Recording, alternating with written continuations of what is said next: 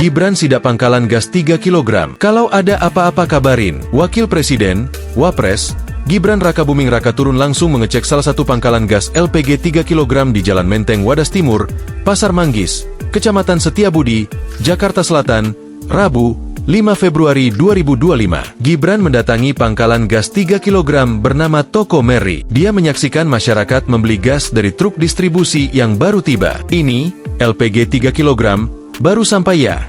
Tanya Gibran kepada salah seorang pembeli. Rabu, 5 Februari 2025, baru sampai. Jawab pembeli tersebut yang sedang menunggu giliran.